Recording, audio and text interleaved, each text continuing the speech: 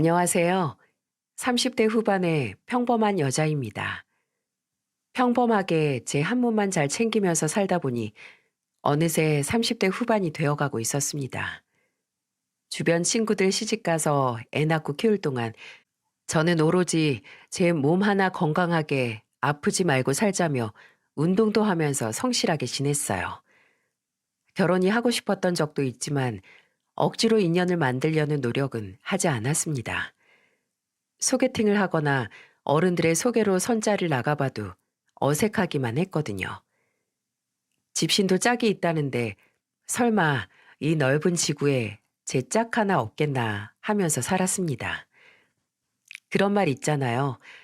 억지로 누굴 만나려고 하다 보면 어딘가 이상한 사람 만나기 쉽고 제가 좋은 사람이 되려고 노력하며 지내다 보면 좋은 사람이 제게 나타날 거라는 말이요. 그래서 조급한 마음은 뒤로 하고 회사 다니면서 저금도 하고 운동도 하면서 규칙적으로 지냈습니다. 그러다 문득 혼자 운동하는 게 심심해지기 시작했어요. 그래서 친구가 동호회라도 알아보라는 말에 그동안 배우고 싶었던 탁구 동호회에 가입하게 됐습니다. 탁구는 몇 년 전에 쳐보고 안 쳐봤는데 무작정 가입했어요. 그때는 무작정 탁구가 너무 하고 싶었거든요. 그런데 만나게 될 사람은 만나게 된다는 말처럼 홀리듯이 가입한 탁구 동호회에서 남편을 만나게 됐습니다. 제가 가입했던 동호회는 탁구장을 운영하는 분이 회장으로 있는 동호회였어요. 바로 탁구장을 운영하면서 동호회 회장도 하고 있던 사람이 남편이었습니다. 정말 인연이라는 게 세상에 있긴 있나 봅니다. 운동 목적으로 가입한 동호회였는데 같이 운동하면서 땀 흘리다 보니까 금세 친해졌어요. 게다가 남편도 미혼이었고 저랑은 3살 차이가 나는 사람이라 대화도 잘 통했습니다. 그래서 틈만 나면 탁구 배우러 탁구장으로 가곤 했어요. 한 번은 제가 하루도 안 빼고 자주 오니까 남편이 장난처럼 이렇게 말했던 적도 있을 정도입니다. 탁구 대회라도 나갈 사람처럼 배우시네요. 좀 더 배우면 아마추어 대회 한번 나가보세요. 안 그래도 한번 나가보려고요. 제가 뭐든 한번 시작하면 제대로 하거든요. 그럼 제가 도와드릴게요. 저랑 같이 준비해요. 저는 장난처럼 했던 말인데 그때 남편의 권유로 탁구 아마추어 대회까지 나가게 됐어요. 우승까지 가진 못했지만 꽤 좋은 성적을 거둬서 남편과 단둘이 저녁을 먹게 됐습니다.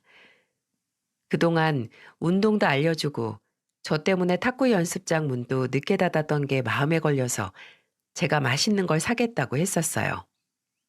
탁구장 밖에서 둘이 삼겹살에 소주 한잔 하니까 사는 얘기도 하게 되고 서로 가치관에 대해서 깊은 이야기를 나눌 수 있는 좋은 시간이었습니다. 대화를 할수록 참 괜찮은 사람이라는 생각이 들었어요. 그래서 그날 이후 남편과 둘이서 따로 만나는 횟수가 늘었습니다. 그러다 보니 서로 가깝게 지내게 됐고 자연스럽게 연인 사이로 발전하게 됐어요. 남편처럼 좋은 사람을 만나려고 그동안 짝을 못 만났다고 느낄 만큼 참 좋은 사람이었죠. 아무래도 저희 집안에서는 하나 있는 딸이 홍기가 꽉 찼는데 시집도 안 가고 있으니까 엄마가 늘 저를 보며 잔소리하듯 이런 말을 했었어요. 좋은 사람은 다 제 짝 찾아서 갔을 거야. 네 나이에 좋은 사람 만나기가 쉬운 줄 알아? 제가 시집 갈 생각은 안 하고 회사, 운동, 집만 반복하니까 엄마는 걱정스러워서 제게 한마디씩 하곤 하셨어요. 그럴 때마다 아빠는 제 편을 들면서 말했습니다. 그렇다고 아무나 만나? 더 까다롭게 골라야지. 우리 집 귀한 딸인데 내가 아무나 못 줘. 위로 오빠가 있었지만 아빠는 저를 참 많이 아껴주셨어요. 우리 딸 시집 가는 생각만 하면 눈물이 난다면서 말입니다. 아마 제 나이 때 자식 있는 부모님들의 한결같은 고민 아닐까요? 이런 말 저런 말 다 듣다 보니 30 후반이 됐지만 기적처럼 지금의 남편을 만나게 된 겁니다. 왜 그런 느낌 있잖아요. 이 사람을 만나려고 그동안 혼자 방황했었나 보다 싶은 느낌이요. 남편과 저는 쿵 하면 짝소리가 절로 나듯 잘 맞았어요. 음식 취향부터 인생 가치관까지 딱 맞았습니다. 무엇보다 남편은 인품이 참 좋은 사람이었어요. 탁구장을 운영하던 남편은 한 달에 한 번 소외계층 아이들 모집을 받아서 운동도 알려주곤 했어요. 저는 굳이 피곤할 텐데 왜 이렇게까지 하느냐고 남편에게 넌지시 물어본 적이 있었습니다. 누가 알아주는 것도 아니고 나라에서 시키는 것도 아닌데 궁금했어요. 그러자 남편은 진지한 목소리로 말했습니다. 아버지가 돌아가시기 전에 부모님이 맞벌이로 일하셔서 아버지랑 하고 싶은 게 참 많았는데 잘 못했어. 나 같은 애들이 한 명쯤은 있겠지 싶어서 한 달에 한 번이라도 꼭 애들 모아서 하려고 노력 중이야. 와, 세상에 이런 가정적인 남자가 또 있을까? 나중에 우리 결혼해서 아이 낳으면 같이 잘 놀아주자. 내가 갈비뼈가 부서진 한이 있어도 내 새끼만큼은 꼭 다 같이 해줄 거야. 남편의 이런 모습을 보면서 결혼을 꿈꾸게 됐어요. 요즘 이렇게 가정적인 남자를 어디서 찾겠습니까? 이런 남자랑 산다면 행복한 가정 꾸리고 화목하게 살 수 있을 것 같았습니다. 게다가 남편은 몇 년 전 아버님께서 간암으로 돌아가신 이후로 어머님을 살뜰히 챙기며 지냈어요. 저와 데이트하던 중에도 맛있는 음식을 먹으면 어머님이 드린다며 음식을 포장해 가곤 했습니다. 그때는 이 모습도 어찌나 다정해 보였는지 모릅니다. 왜 남자들은 자기 부모님한테 어떻게 하는지만 봐도 나중에 부인한테 얼마나 잘할 남자인지 알게 된다고 하잖아요. 이 사람이랑 살면 굶어 죽진 않겠다는 생각까지 했습니다. 그래서 남편과 알콩달콩 연애하다가 결혼을 준비하게 됐어요. 왠지 이 사람이 제 평생의 동반자라는 느낌이 들었거든요. 시댁에는 남편과 어머님, 서방님, 아가씨, 이렇게 네 식구였습니다. 서방님은 일찍 결혼해서 가정이 있었고, 아가씨는 미혼이었어요. 어머님께서는 코다리찜 가게를 운영하고 계셨고요. 본격적으로 남편과 결혼 준비를 시작하면서 전 시댁에 먼저 인사를 가려 했었어요. 그런데 남편은 저희 집에 가장 먼저 인사를 드리고 싶다면서 고집을 부렸습니다. 그래서 남편과 저희 집에 인사를 갔고 아빠는 남편이 인사 온다는 소리에 긴장 반 설렘 반으로 기다렸습니다. 엄마는 진수성찬을 차려놓고 기다렸어요. 아빠는 남편을 보면서 말했습니다. 우리 딸이 늦게 결혼하는 만큼 참 좋은 사람 만났다고 생각하네. 들어보니까 속도 깊고 배려심도 깊다고 입만 열면 칭찬이던데 우리 딸이랑 행복하게 잘 살 수 있겠나? 결혼 전보다 결혼하고 나서 잘해주는 게 중요한 거야. 아버님, 걱정 마세요. 제가 지금보다 더 열심히 살게요. 지금처럼 서로 위하면서 지내겠습니다. 안 맞는 건 서로 조금씩 배려하면서 잘 맞춰가고 그렇게 행복하게만 살면 그게 효도하는 길이야. 그날 아빠는 남편에게 술을 따라주면서 우리 딸 잘 부탁한다는 말을 귀에 딱지가 않도록 했어요. 제가 들어도 지겨울 만큼 들었던 것 같네요. 엄마가 그만 말해도 잘할 거라면서 아빠를 말릴 정도였습니다. 오빠는 남편이 인상도 좋고 넉살 좋게 아빠랑 대화도 잘 한다면서 칭찬했어요. 그렇게 예비 처가에서 100점 만점에 200점을 얻은 남편은 안도의 한숨을 쉬었습니다. 그때 아빠의 걱정은 하나였어요.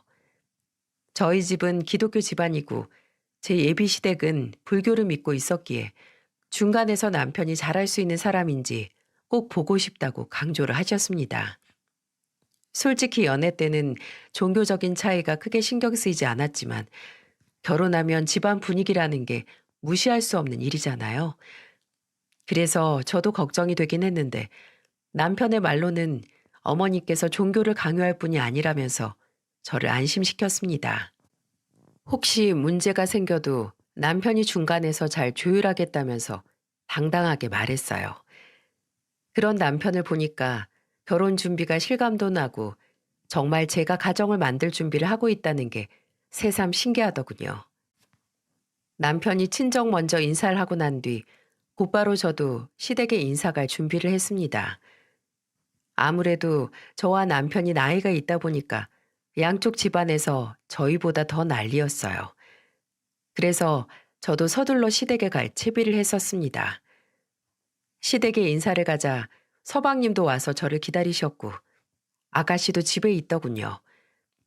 남편이랑 같이 가는 시댁인데도 긴장이 잔뜩 들었습니다. 평소 낯을 가리는 성격도 아닌데 아무래도 시댁에 인사 가는 일은 다른 느낌이었어요. 그런데 시댁에 들어서는 순간 어머님과 아가씨를 보면서 인사하다 촉이 왔습니다. 오늘 쉽게 집에 가지 못할 것 같다는 느낌 말입니다. 어머님은 첫인상부터 깐깐해 보이는 인상이셨습니다. 아가씨도 저를 보자마자 위아래 훑으면서 대충 인사를 하더군요. 저한테 제대로 인사해 준 사람은 서방님 뿐이었어요. 저는 남편의 동생이 먼저 결혼했다길래 예비 동서도 와 있을 줄 알았는데 서방님만 혼자 시댁에 왔던 게 조금 의아했어요. 이때부터 이상한 걸 눈치챘어야 했는데 제가 좀 둔했나 봅니다. 나중에 결혼하고 나서 알고 보니까 동서가 시어머니가 사이가 안 좋아서 시댁에 아예 발을 끊었다더군요. 저는 그런 것도 까맣게 모르고 예비 동서가 바빠서 못 왔다는 서방님의 말을 철석같이 믿었어요. 처음 시댁에 인사 간 제가 예비 동서는 왜 못 온 거냐고 계속 캐물을 수도 없는 일이잖아요. 저를 날카롭게 쏘아보시는 어머님을 보면서도 애써 침착하려고 했습니다. 어머님은 제가 거실에 앉자마자 저를 쏘아보며 날카롭게 말씀하셨어요. 30 후반이 되도록 왜 시집도 못 가고 있었던 거예요? 쓸데없이 눈만 높은 편인가? 아, 일도 하고 지내다 보니까 그렇게 됐어요. 그럼 남자 꽤나 만났던 거 아닌가? 그 나이 되도록 재고 따졌나 보네. 우리 아들은 뭐 뜯어먹을 거 있을 것 같아서 결혼하겠다는 거예요? 저는 어머님의 질문에 참 당황스러웠어요. 그때 남편과 서방님이 동시에 어머님을 한탄하며 말렸습니다. 너무 당황스러운 상황에 서방님은 어머님을 보며 말했어요. 내가 진짜 형수님 인사 온다고 해서 혹시나 해서 온 건데 엄마도 계속 그러시면 말년에 진짜 혼자 늙을 수도 있어. 제발 그만 좀 해. 넌 그게 엄마한테 할 소리냐? 우리 엄마니까 하는 소리야. 제발 며느리들 좀 잡지 말고 엄마 딸 단속이나 하세요 좀. 그러자 아가씨는 자기는 왜 걸고 넘어지냐면서 화를 냈고 서방님은 정말 지긋지긋하다면서 제게 양해를 구하고 나갔어요. 저는 어리둥절한 상태였습니다. 그래도 어머님은 서방님이 화내고 나니까 조금 기죽은 듯한 말투로 말하셨어요. 우리 집이랑 종교도 다른데 진짜 잘 살 수 있겠어? 결혼 급하다고 막 하는 거 아니야. 제가 이 나이 되도록 생각 없이 행동하는 사람도 아니고 다 생각했던 문제예요. 이 사람이랑도 얘기했고요. 어머님께서 지금 걱정하시는 일이 아예 없을 수는 없겠지만 살면서 서로 조금씩 양보하면 극복할 수 있는 문제라고 생각해요. 제 말에 어머님은 말문이 막히셨는지 저를 보던 얼굴을 획 돌려서 벽만 쳐다보셨어요. 남편은 제가 어머님께 똑 부러지게 말하는 모습을 보고는 제 손을 잡아주며 살며시 웃어 보였어요. 그날 이후 어머님은 결혼을 반대했던 것도 아니고 아예 관심을 주지 않으셨어요. 처음 인사 갔던 날 집안의 기둥 같은 아들이라면서 그렇게 자랑을 하시더니 저랑 결혼한다고 하니까 아예 무관심으로 일관하셨습니다. 그래서 저는 남편과 결혼 준비하면서 오로지 둘만의 힘으로만 준비했어요.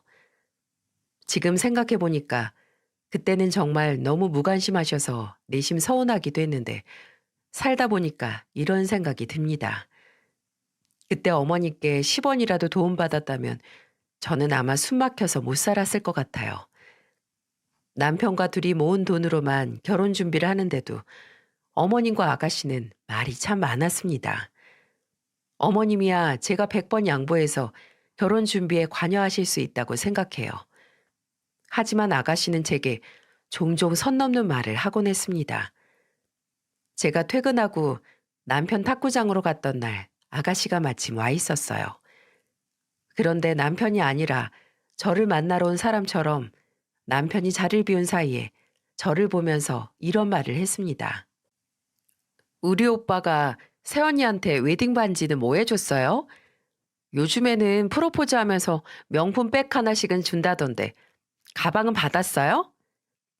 그런 걸 받아서 뭐해요. 살림 합치면 어차피 그 돈이 그 돈인데요. 크게 받아놓고 오리발 내미는 거 아니에요? 우리 오빠가 해준 게 있으면 시댁에 예단해야 되는 거 아닌가요? 내 친구는 새언니가 명품 목걸이 사줬다더라고요. 그래서 혹시나 하고 말씀드리는 거예요. 시댁에 예쁨 받고 살면 좋으니까 참고 하시라고요. 아가씨가 저를 기다린 이유가 있더군요. 제가 남편한테 뭐라도 받았으면 예단 받아내려는 속셈이었습니다. 그런데 제가 굳이 웨딩 반지며 명품백을 남편한테 받으면 뭐 하겠어요? 어차피 결혼해서 살림 합치면 네 돈이 내 돈이고 내 돈이 네 돈일 텐데 뭐하러 그런 걸 바라겠습니까? 저는 너무 황당해서 아가씨를 보면서 한숨을 쉬며 말했어요. 그런 건 나중에 아가씨 결혼할 때 남편 될 사람한테 해달라고 하세요. 아가씨랑 비슷한 사람 만나면 그런 거 턱턱 해줄 사람일 것 같은데. 뭐예요? 저랑 비슷한 사람? 언니, 지금 저 무시하는 거예요? 아니요. 제가 왜 아가씨를 무시해요. 아가씨랑 비슷한 사람 만나라는 말이 왜 무시하는 거예요? 응원하는 거지? 지금 우리 오빠랑 결혼 준비하니까 다 잡은 물고기다 이거예요? 내가 반대하면 이 결혼 못해요. 그때 창고 정리를 하다가 나온 남편이 씩씩거리면서 화를 내고 있는 아가씨를 보면서 말리면서 말했습니다. 여기까지 쫓아와서 왜 성질을 부리고 있어? 왜 나한테만 그래? 가만 보면 우리 집 남자들은 다 자기들 부인 편이야. 이러니까 내가 아직 결혼도 안 한 새언니한테 무시나 당하지. 야, 네가 그럴 만한 말을 했겠지. 아니, 예비 시댁에 예단하라는 말이 무시당할 말이야? 집안 도움 없이 결혼하는데 무슨 예단이야? 우린 예물 예단 없이 결혼하니까 제발 신경 좀 꺼. 남편은 아가씨를 보면서 역정을 냈습니다. 저는 옆에서 그냥 보고만 있었어요. 저희는 양가 도움 없이 결혼한다는 조건으로 예물 예단도 생략하기로 했었습니다. 그런데 대뜸 예단 준비하라는 아가씨가 얼마나 황당하겠어요? 그래도 남편이 중간에서 중심을 잡고 있으니까 시댁에 일방적으로 당하는 일은 없었습니다.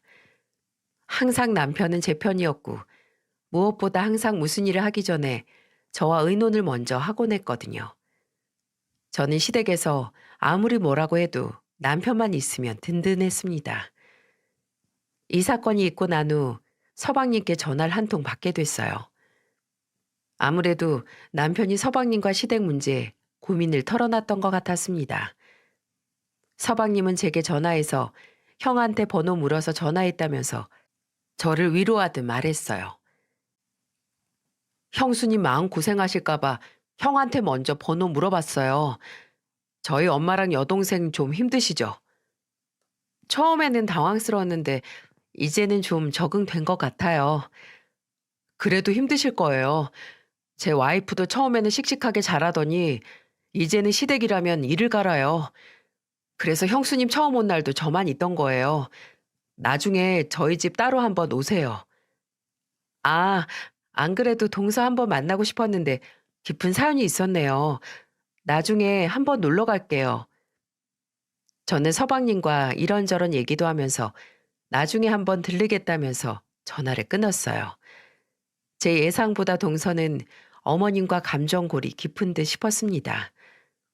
그렇게 이런 말 저런 말 다 들으면서 결혼 준비를 하다가 우여곡절 끝에 남편과 저는 부부가 됐어요.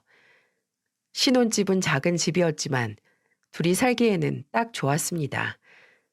그런데 결혼 후 얼마 뒤 어머님은 제게 황당한 소리를 하셨어요. 지금 생각해도 기가 막힐 정도랍니다. 그날은 남편과 어머님을 찾아뵙고 같이 저녁을 먹었던 날이었습니다. 그런데 어머님이 밥 다 먹고 집에 가려는 저희를 굳이 주차장까지 나와서 배웅을 하시는 거예요. 어머님이 밥 드시고 배불러서 나오시나 보다 했는데 어머님의 속셈은 따로 있었어요. 밥 먹고 집에 와서 씻고 좀 쉬려는데 어머니께 전화가 왔어요. 저는 무슨 일인가 싶어서 전화를 받았는데 어머님은 화를 내며 말씀하셨습니다. 야, 내가 나이 든 며느리 집안에 들이면서 어화둥둥 모셔와야 되는 거냐? 그게 무슨 말씀이세요?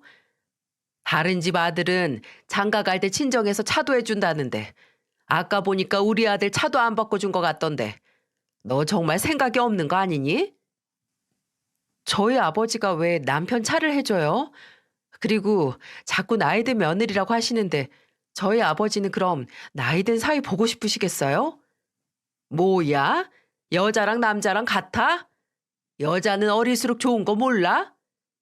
어머님, 저만 혼자서 1년에 2살씩 먹는 것도 아니고 어머님도 다 같이 나이 드는 마당에 뭘 그렇게 나누세요?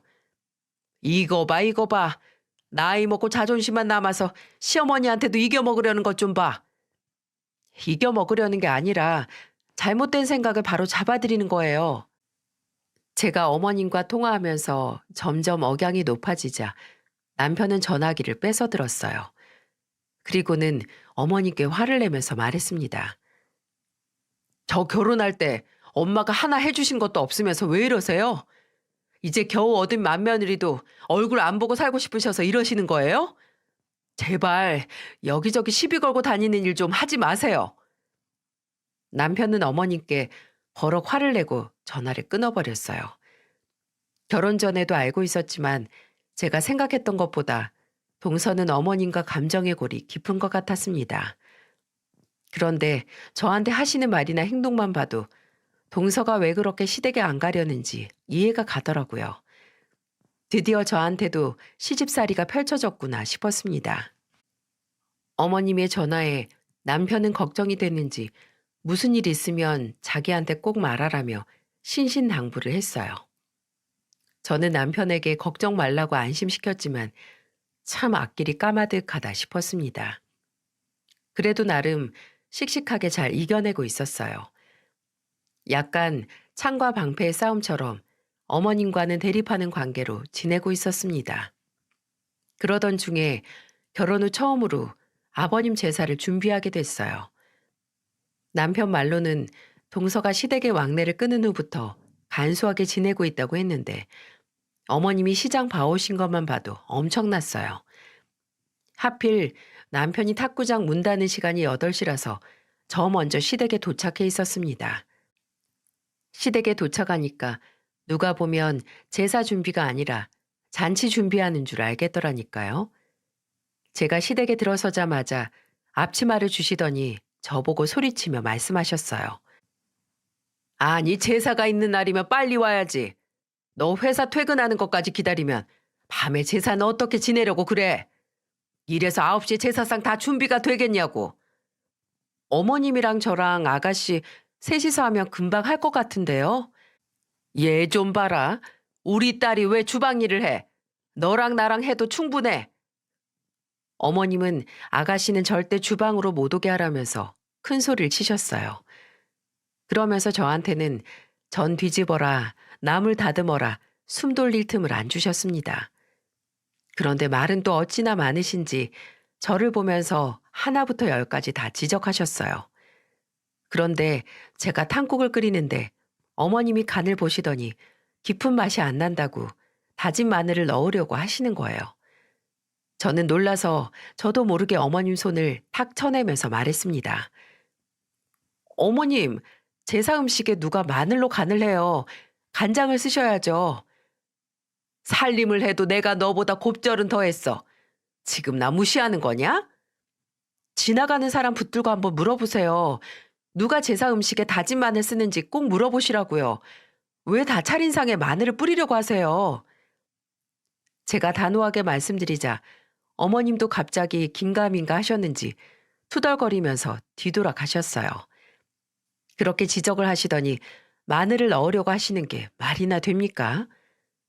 그런데 이 사건 이후로 자존심이 상하셨는지 갑자기 저를 다그치며 지적하기 시작하셨어요.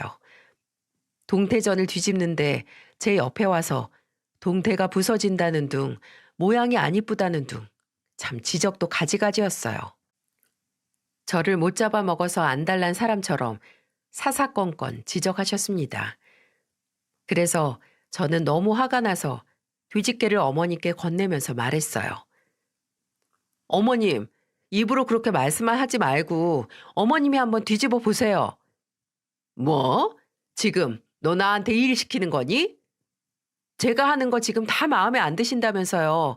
그럼 어머님이 직접 하셔야죠. 참나 기가 막혀서. 잔머리 굴리지 말고 빨리 뒤집어. 저도 빨리 하고 싶은데 어머님이 계속 침을 튀기면서 말씀하시니까 일이 끝나질 않잖아요. 제가 한탄하며 말하자 어머님은 기가 막힌다는 듯이 저를 노려보셨습니다.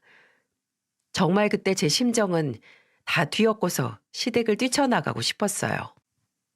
저는 그날 종교적 차이가 있어서 상만 차리고 제사 지낼 시간에는 홀로 방에서 가정 예배를 드릴 생각이었어요. 그런데 어머님은 급하다고 입으로는 말씀하시는데 일하는 내내 옆에서 방해한다는 생각만 들 정도로 입만 바쁘셨습니다. 정말 오늘 안에 제사를 지낼 수 있을까 싶었어요. 남편이 탁구장 문을 닫고 시댁에 도착한 시간이 8시 반이었는데 그때까지도 전을 뒤집고 있었네요. 왜 그랬는 줄 아세요? 어머님이 제가 뒤집은 전 마음에 안 든다고 새로 다 만들라고 하셨거든요. 그래서 제가 그렇게 마음에 안 들면 직접 만들라고 해도 본인은 국 끓는 거 봐야 한다면서 일도 안 하셨습니다.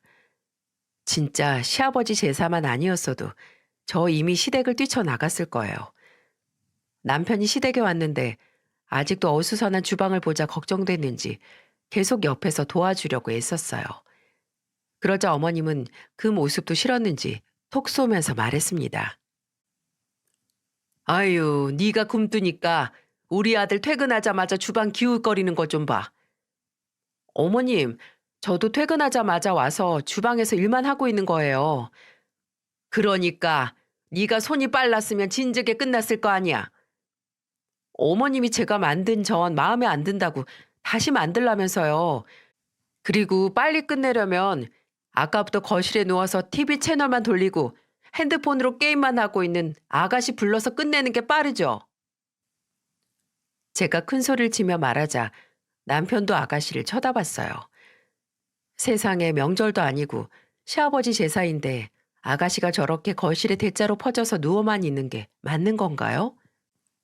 명절이라도 이해가 안 갈 만한 상황인데 아가씨는 본인 아버지 제사에도 나몰라라였어요. 주방에서 시끄럽게 큰 소리 내면서 일하고 있으면 불편해서라도 같이 일할 법도 한데 참 대단한 사람이에요.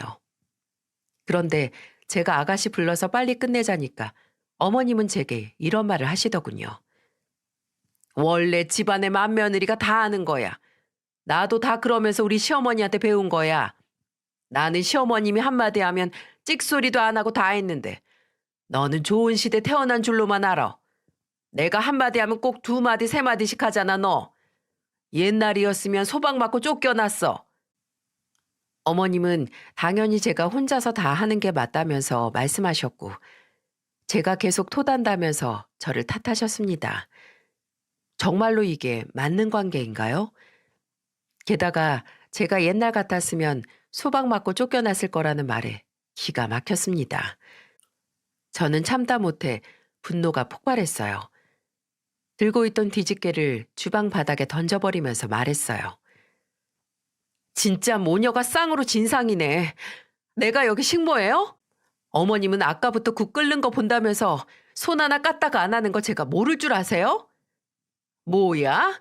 너 지금 반항하는 거냐? 저도 할 말은 하고 살아야죠. 제가 여기 며느리로 들어왔지 식모로 들어온 줄 아세요? 저는 어머님께 악을 쓰면서 소리쳤어요. 그러자 거실에 퍼질러 있던 아가씨가 쫓아와서 어머님 옆에 딱 붙어 서는 겁니다. 그리고는 제게 삿대질을 하면서 말했어요. 내가 새언니 보통 아니라고 엄마한테도 말했지? 저봐, 본성 나오는 거라니까. 새언니, 지금 시아버지 제사날 뭐 하시는 거예요? 나이만 먹었지 정말 경우 없는 사람이었네. 야, 나보다 나이도 어린 게 자꾸 이래라 저래라. 너야말로 경을 모르는 거지. 나 손윗 사람이야. 정말 경을 아는 사람이면 너부터 나한테 똑바로 행동해. 어머, 어머, 진짜 정신 나갔나? 미쳤어? 정말 미친 건 여기 모녀 아닌가? 어머님, 저 어차피 아직 혼인신고도 안 했는데 그냥 갈라서는 게 빠르겠어요. 괜히 서류 더러워지기 전에 여기서 끝낼 테니까 제사도 알아서 지내세요. 이미 난장판이 된 주방에서 시모와 아가씨는 기가 차다는 듯이 화를 냈어요. 그 모습을 본 남편이 어머님과 아가씨를 보며 그만 좀 하고 정신 차리라면서 소리를 쳤습니다. 저라고 결혼하고 처음 맞는 시아버님 제사 깽판치고 싶었겠습니까? 제가 정말 악질 며느리였으면 기독교라 제사 절대 못 지낸다고 아예 시댁에 발도 안 들였을 거예요. 그런데도 저한테 이렇게까지 대하는 어머님이 이해할 수가 없었습니다. 동서가 왜 시댁에 안 오는지 겪어보니까 알겠더군요. 결혼하고 1년도 안 된 제가 이런 종 취급을 당했는데 동서는 얼마나 험한 꼴을 당했겠어요? 시댁의 발길을 뚝 끄는 동서가 현명하다고 생각될 정도였습니다. 잔소리가 저렇게 심하니까 옆에 사람이 못 버티는 것 같았어요. 그날 결국 제사는 어머님과 아가씨 남편 그리고 뒤늦게 도착한 서방님까지 모여서 음식 다시 만들어서 밤 12시에 제사 지내고 밥 먹고 끝냈다더군요. 남편은 제사 다 지내고 어머님이랑 대판 싸우고는 집에 와서 저를 달래면서 말했습니다. 미안해. 내가 좀 더 일찍 왔어야 했는데 갑자기 일이 생기는 바람에. 애초에 어머님 마음에 드는 일은 없었어. 지금 그냥 내가 마음에 안 드시는 거라고. 앞으로 우리 엄마가 불러도 가지 말고 전화도 받지 마. 그리고 무슨 일 있으면 나랑 같이 가자. 그러니까 갈라서겠다는 말은 하지 마. 내가 당신 없이 어떻게 살아. 애초에 트집만 안 잡았어도 금방 끝냈을 일을 이렇게 키울 일인가요? 저도 정말 억울했습니다. 그래서 저도 한동안 시댁에는 근처에도 안 갔어요. 뭐 좋은 소리 듣겠다고 호랑이 굴에 가겠습니까? 잘 살아보려 했는데 이렇게 사이가 틀어지니까 저도 속상하기 마찬가지였습니다. 안 보면 편하겠지 싶었는데 일부러 피하는 것도 꽤 힘든 일이었어요. 그러다가 확실하게 어머님과 연을 끝낸 사건이 생긴 건 얼마 뒤 생겼습니다. 설비 일을 하시는 아빠가 제 신혼집 근처에 일이 있어서 오셨다가 들리신 거였어요. 아빠가 집에 오신다는 말을 들은 남편은 일찍 마치고 오겠다면서 말했습니다. 저는 아빠와 남편이 먹을 저녁을 준비하고 있었는데 어머니께 문자가 왔어요. 너는 전화 통화 하나 하는 게 왜 이렇게 어렵니? 내일 김장할 거니까 회사 휴가 내고 우리 집으로 와라. 어머님 문자를 보자마자 숨이 턱 막혔습니다. 가봐야 또 종로로 탈 게 뻔하잖아요. 그래서 저는 어머니께 답장을 드렸어요. 내일 저도 남편도 출근해야 할 것 같아요. 아침부터 김장하려고 어머님 댁 가는 건 어려울 것 같네요. 세상에 가게를 운영하는 사람이라도 당장 다음날 쉬는 게 쉽나요? 무슨 큰 병 걸린 사람이 생긴 것도 아니고 저녁에 연락해서 내일 휴가 빼서 김장하러 오라는 말에 황당했어요. 저는 어머니께 못 간다는 답장을 드리고 아버님과 남편이랑 먹을 저녁 준비를 했습니다. 어머님은 며느리를 얻은 게 아니라 편하게 부릴 종이라도 얻은 사람처럼 저를 막대하셨어요. 그러니까 제가 어떻게 편한 마음으로 시댁에 갈 수 있겠어요? 그렇게 저는 저녁 준비를 했고 곧장 도착한 친정아빠와 남편이랑 저녁을 먹고 있었습니다. 친정아빠는 남편과 술을 한 잔 따라주면서 서로 대화를 하고 있었어요. 아빠는 장난처럼 남편을 보면서 이런 말을 했습니다. 늦게 결혼해서 걱정했는데 둘이 잘 사는 것 같아서 보기가 좋네. 서로 배려하면서 잘 살고 있습니다. 근처 오시면 언제든 편하게 들려주세요. 제가 다음에는 미리 장인어른 좋아하시는 음식 준비할게요. 남편과 아빠는 서로 취미 얘기도 하다가 서로 낚시를 좋아한다는 걸 알고 낚시 얘기에 푹 빠져 있었어요. 남편이 아빠와 잘 지내는 모습을 보니까 너무 좋았습니다. 워낙 남편이 성격이 좋아서 처음부터 아빠는 남편을 마음에 들어 했어요. 그런데 그때 제 전화 벨소리가 울리는 거예요. 늘 똑같은 벨소리인데도 그때는 뭔가 다르게 들리는 것 같았습니다. 확인해 보니 어머님 전화였어요. 또 무슨 소리를 하려나 싶어서 전화를 받았습니다. 제 예상대로 어머님은 제가 전화를 받자마자 듣기 험한 쌍욕을 퍼부으셨어요. 야, 네가 정말 정신이 제대로 나갔지? 감히 내 말을 귓등으로 안 들어? 내가 문자 보냈다고 너도 문자 보내는 개 같은 경우가 어딨어? 너 지금 나 무시하니? 제가 언제 어머님을 무시해요. 솔직히 제가 전화로 못 간다고 말씀드렸으면 지금 하실 욕을 아까 하셨겠죠.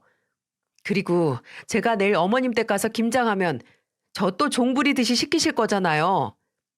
그럼 며느리가 돼서 시어머니를 부려먹어야겠니? 너 정말 나이만 먹고 머리에 개념이라고는 없는 애구나. 내가 너 같은 며느리 보려고 우리 아들 장가 보낸 줄 알아? 내가 오늘 너한테 당한 꼴 우리 아들한테 말하면 너 당장 쫓겨난다고. 기가 막혔습니다. 제가 소리를 지르면서 대화하는 소리를 듣고 아빠와 남편이 거실로 달려나왔어요. 저도 친정아빠한테 시어머님한테 이런 꼴 당하는 꼴을 보여드리고 싶지 않았는데 아빠 얼굴을 보자 눈물이 왈칵 쏟아졌어요. 남편은 제가 어머님과 통화하고 있다는 걸 알고 전화를 뺏어 들었습니다. 그리고는 어머님 전화에 대고 큰 소리를 치면서 말했어요. 엄마, 저 지금 장인어른 모시고 밥 먹고 있었는데 정말 창피해서 고개를 못 들겠어요. 대체 왜 이러세요? 제가 처가댁에 이런 식으로 당했으면 좋겠어요? 저 정말 너무 창피하네요. 남편도 화가 잔뜩 났는지 전화를 확 끊어버리더군요. 친정아빠는 이 모습을 지켜보고는 화가 난 얼굴로 겉옷을 챙겨 드셨습니다. 그리고는 제 손을 잡아 끌면서 말했어요. 세상에 마누라가 이 꼴 당하도록 뭐 한 거야? 내 딸이 이런 소리나 들으려고 결혼한 줄 알아? 장인어른, 죄송해요. 제가 앞으로 다신 이런 일 없도록 할게요. 저는 그때 남편의 말에도 화가 났습니다. 지난번 아버님 제사 때도 이런 일 없도록 하겠다더니 결국 그런 일이 생겼잖아요. 그래서 저는 말없이 울다가 남편 말에 화가 나서 소리쳤습니다. 당신 저번에도 이런 일 없도록 하겠다면서 나 더 이상은 당신 못 믿겠어. 우리 그냥 정리하자. 나는 절대 어머님 같은 사람이랑은 못 살아. 결국 그날 대충 짐을 싸서 아빠와 같이 나왔어요. 남편은 옆에서 애걸복걸하면서 매달렸지만 더 이상 어머님의 행동을 참을 수가 없더라고요. 누가 저런 시어머니를 감당할 수 있을까요? 저는 기독교였지만 제사상 준비도 군말 없이 하려고 했고 처음에는 아가씨랑도 잘 지내보려 했어요. 하지만 관계를 망친 건 어머님과 아가씨라고 생각했습니다. 제가 신혼집을 나갔다는 소식을 들은 동서가 제게 전화를 했어요. 동서는 저를 위로해주면서 말하더군요. 형님, 잘하셨어요. 정말 처음에는 저도 수백 번도 더 도망가고 싶었어요. 그러다 정말 애 데리고 나가려다가 남편이 영 끊고 살라고 해서 버틴 거예요. 형님 혼인신고 안 했을 때 정리하고 나가세요. 제가 살아보니까 어머님 보통 사람이 아니에요. 저도 아주 지긋지긋해요. 동서 고마워. 나도 더 이상은 안 되겠어. 저는 동서 말에 더욱 눈물이 났어요. 그동안 수많은 노력을 했지만 끝이 이렇게 되니까 속상했습니다. 제가 친정으로 가자 엄마가 깜짝 놀랐어요. 그동안 잘 사는 줄만 알았는데 갑자기 찾아와서 놀라신 듯 했어요. 그동안 있던 일을 엄마한테 털어놓자 엄마는 화가 나서 시댁을 엎어버리겠다고 소리를 쳤습니다. 당연히 시집가서 자기 딸이 종 취급당하면 기분 좋을 부모가 어디 있겠습니까? 같이 있던 오빠가 말려서 겨우 진정시킬 수 있었습니다. 그날 사건 이후로 남편은 저희 집을 밤낮 없이 찾아와서 빌었어요. 아빠는 문전박대도 해보고 쫓아내봤지만 남편은 끝까지 죄송하다면서 저희 집을 찾아왔습니다. 그리고는 제게 매일같이 전화해서 용서를 구했어요. 제가 전화를 받으면 늘 울면서 제게 이런 말을 했습니다. 내가 잘못했어. 제발 우리 집으로 다시 돌아가자. 우리 엄마랑 안 보고 살면 되잖아. 어머님 성격을 봐. 그게 될 것 같아? 난 이제 당신도 못 믿겠어. 아니야. 앞으로 우리 집 다신 가지 말자. 내가 절대 엄마가 당신한테 함부로 못하게 막을 거야. 늘 이렇게 남편은 저를 설득하기 바빴습니다. 그게 며칠씩 이어지자 아빠는 남편을 집에 불렀습니다. 그리고는 남편을 거실 한가운데 불러놓고 각서를 쓰게 했어요. 우리 딸이랑 너 아직 혼인신고 안 한 거 다 알아. 그리고 그동안 자네 어머니가 우리 딸한테 제사 음식 만들게 하고 종 부리듯이 하려고 했던 거 생각만 하면 지금 당장 헤어지게 하고 싶어. 자네 지금 잘 생각하게. 깔끔하게 헤어지든지 지금 당장 각서 쓰고 이런 일 없게 하든지. 저 당장 각서 쓰겠습니다. 절대 이런 일 2번은 없게 할게요. 결국 아빠는 남편한테 각서를 받아냈어요. 제가 어머님께는 악감정이 있었지만 남편과는 사랑하는 사이였는데 쉽게 정리가 되겠습니까? 그걸 아빠도 아셨는지 각서를 받아내신 거예요. 아빠는 남편 앞에 종이와 펜을 던지면서 받아 적으라고 말했어요. 내가 지금부터 말하는 거 군말 없이 받아 적고 하나라도 이의 있으면 나는 내 딸 자네랑 살게 할 생각 없네. 네, 무슨 말 하셔도 다 받아들일게요. 그렇게 남편은 굳은 결심을 하면서 종이와 펜을 들었습니다. 그리고 아빠가 큰 소리로 하나씩 외치기 시작했어요. 1. 시댁에서 종교 강요하지 않는다. 2. 만일 아내가 시댁에 가는 걸 거부할 경우 안 간다. 3. 절대 시댁에서 먼저 전화하지 않는다. 4. 시댁 행사에 강제로 참석하도록 하지 않는다. 5. 시댁에서 인신공격을 하지 않는다. 각서 내용을 말하는 아빠나 그걸 받아 적는 남편을 보자 이렇게까지 해야 되나 싶더라고요. 다른 집들은 이 정도로 심한 시집살이 하는 경우를 못 봤는데 왜 저만 이런 일을 겪어야 할까요? 엄마는 옆에서 가슴을 치면서 말했습니다. 나는 이런 각서고 뭐고 자네 집만 생각하면 치가 떨리네.